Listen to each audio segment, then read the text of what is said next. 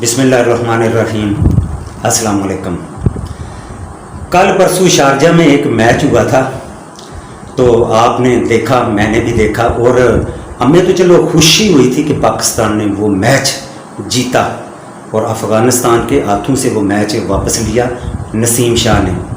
تو اس کے بعد جو اس کا ری ایکشن افغانستان کے جو تماشائی تھے وہاں پہ شارجہ میں اسٹیڈیم میں بیٹھے ہوئے، وہ آپ نے سب نے دیکھا، جو ویڈیو سامنے آئی ہیں، تو وہ وہاں پہ ساری کرسیاں توڑ رہے تھے اور ایک دو پاکستانی تھے، اب مجھے نہیں پتا وہ پاکستانی تھے یا وہ تھے افغانی تھے، لیکن انہوں نے شرٹ پاکستانی پہنی ہوئی تھی، تو ان کو وہ مارنے لگے ہوئے تھے، کرسیاں اکھاڑ کے اس کے اوپر مارنے لگے ہوئے تھے۔ دیکھ کے بہت افسوس ہوا، حالانکہ ہم نے کوئی بے ایمانی سے ان سے میچ نہیں جیتا، آخری لمحے تک یہی تھا کہ افغانستان میچ جیت گیا ہے، لیکن وہ نسیم شاہ کو اللہ نے عزت دینی تھی، اور اس سے یہ بھی ثابت ہوا کہ اللہ جس کو جس وقت چاہے نا عزت دے دیتا ہے، اور نسیم شاہ کو اللہ نے عزت دی 2 گیندوں کے اوپر 2 چھکے لگا کے، اور اس نے افغانستان سے جیت چھین کے پاکستان کی جولی میں ڈال دی، ہمیں گفٹ کر دی۔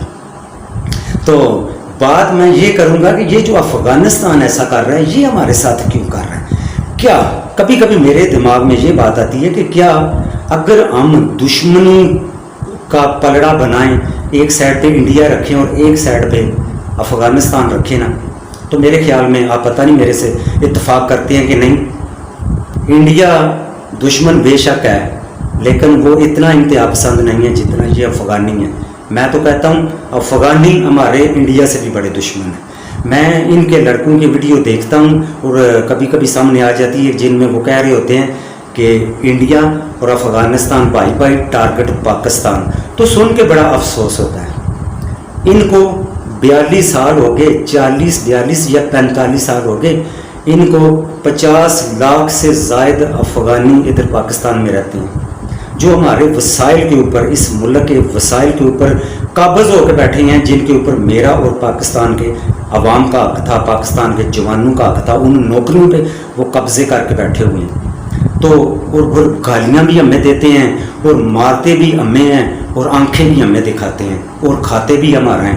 اس ملک کا کوئی حال نہیں ہے۔ میرا خیال ہے جس دن انہوں نے یہ شارجہ والا معاملہ کیا نا، اسی دن گورنمنٹ آف پاکستان کو اعلان کرنا چاہیے تھا، اپنا بوری بسترا اٹھاؤ اور دفع ہو جاؤ افغانستان میں۔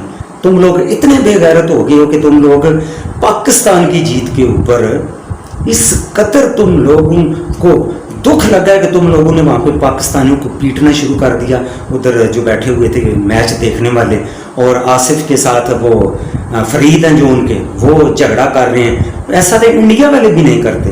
کرکٹ کے میدان میں اگر میں دیکھوں تو انڈیا کا جو رویہ وہ بڑا پازیٹیو ہے پاکستان ٹیم کے ساتھ۔ ابھی جو ہم نے T20 ورلڈ کپ 2021 میں ہوا تھا، جس میں 10 وکٹوں سے ہم نے شکست دی تھی انڈیا کو، تو وراٹ کوہلی کا وہاں پہ بڑا اچھا رویہ تھا، ان کی ٹیم کا بڑا اچھا رویہ تھا۔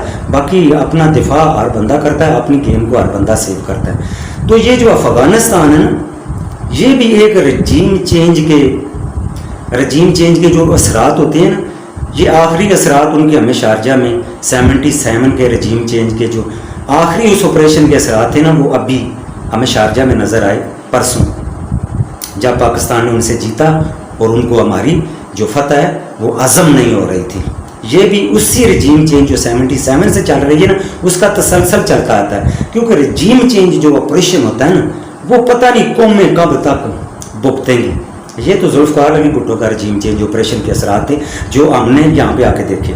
ذوالفقار علی بھٹو کے جو رجیم چینج کے اوپر اثرات تھے، وہ اگر انگلیوں پہ گننا چاہیں نا تو بندے کے یہ انگلیوں پہ یہ جو بنے ہوئے نا کاٹے، یہ ختم ہو جائیں گے۔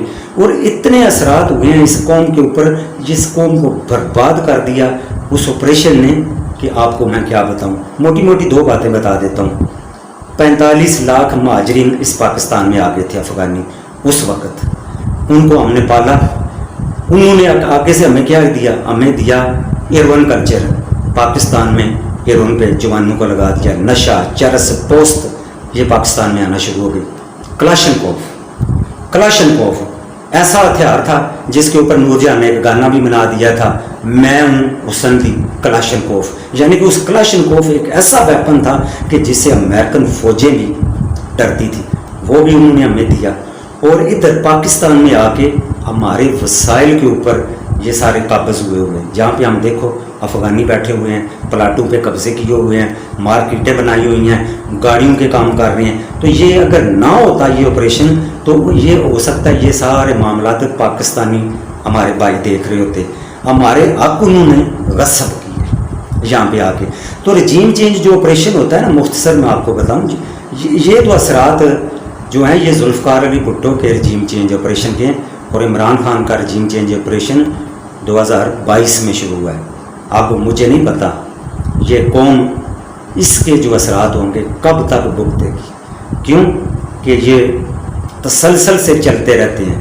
جیسے ابھی اس کا ایک تسلسل ہم نے دیکھا ہے شارجہ کرکٹ گراؤنڈ میں، ان کو ہم نے سکھایا، ہم نے کھیلنا سکھایا، اپنے گراؤنڈوں میں لایا، اپنے ہوٹلوں میں ٹھہرایا، اپنے ہی کھلایا، اور آج وہ اتنے دکھ میں ہے کہ پاکستان کیسے جیت گیا۔ آپ نے دیکھا ہوگا 3 4 5 میچ ان سے ہمارے ہوئے ہیں، ون ڈے بھی ہوئے ہیں اور اس کے بعد T20 بھی ہوئے، حالانکہ ہارے یہ سب ہیں اور انشاءاللہ آئندہ بھی یہ ہاریں گے، اور بڑی مشکل سے ایسے روتے ہیں جیسے میں اب کیا کہوں کہ پتہ نہیں ان کا کیا کو مر گیا، ان کا ایسے روتے ہیں جب پاکستان جیتا ہے، اور انڈیا کو جو اپنی شکست ہے وہ پلیٹ میں رکھ کے دیتے ہیں، انڈیا سے وہ رشوتیں کھاتے ہیں، انڈیا کا IPL ہے وہ انجوائے کرتے ہیں افغانستان کے جو کھلاڑی ہیں، اس لیے وہ انڈیا کو خود ہار جاتے ہیں، اس سے آگے وہ گیم ہی نہیں کھیلتے۔ حالانکہ گیمر اچھے ہیں، لڑکے اچھے ہیں، ٹیم بھی بڑی اچھی ہے، اور وقار یونس ہمارے فاسٹ بولر ان کے کوچ ہیں، اور عمر گل ہمارے فاسٹ بولر ہیں جو وہ ان کے بولنگ کوچ ہیں۔ آپ دیکھیں وہ ایک مثال سنی ہوئی تھی ہم نے، ہماری بلی اور امی کو میاؤں، تو اب انہوں نے یہ کیا ہے۔ اللہ کرے یہ تو ذوالفقار علی بھٹو کے رجیم چینج کے اثرات تھے، اب عمران خان کے جو رجیم چینج کے اثرات ہیں وہ کسی طریقے سے اس طرح ہمارے سامنے نہ آئیں جس طرح یہ 77 والے ہمارے آگے آ رہے ہیں۔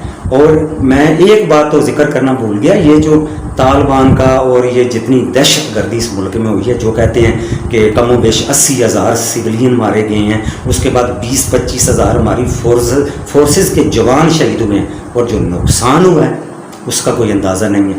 یہ بھی 77 کا رجیم چینج ہے، اسی کی کڑیاں ہیں۔ میں دعا کرتا ہوں کہ اللہ تعالیٰ ہمیں ان شر پھیلانے والوں سے، کہنے کو تو ہمارے مسلمان بھائی ہیں، بھائی کوئی نہیں ہوتا، بھائی تو گھر میں جھگڑے ہوتے ہیں، سگے بھائیوں کے ایک ماں اور باپ کے ہوتے ہیں۔ یہ بس ایک بات بنی ہوئی ہے کہ وہ کلمہ گو مسلمان ہیں تو صحیح کلمہ گو مسلمان، اللہ کے نبی نے بھی فرمایا تھا صلی اللہ علیہ وسلم کہ مسلمان ایک جسم کی طرح ہے، اگر اس کو پاؤں میں تکلیف ہوگی، کسی بھی جگہ تکلیف ہوگی تو اس کا درد سارے کلمہ گو مسلمان محسوس کریں گے۔ لیکن اللہ کے نبی نے تو باتیں کافی ساری کی تھی، لیکن اب مجھے نہیں پتہ یہ کیا کر رہے ہیں۔ اگر ہم اللہ کے نبی کی کہی ہوئی باتوں پہ چلتے تو آج ہمارا یہ حال نہیں ہوتا جو آج ہوا پڑا ہے۔ تو اللہ تعالیٰ ہمیں اپنی حفظ و امان میں رکھے۔ السلام علیکم ورحمۃ اللہ۔ پاکستان زندہ باد، اور پاکستان ہمیشہ اپنے دشمنوں سے، اور وہ کسی بھی شعبے میں ہیں، انہیں ہمیشہ شکست فاش دیتا رہے۔ آمین۔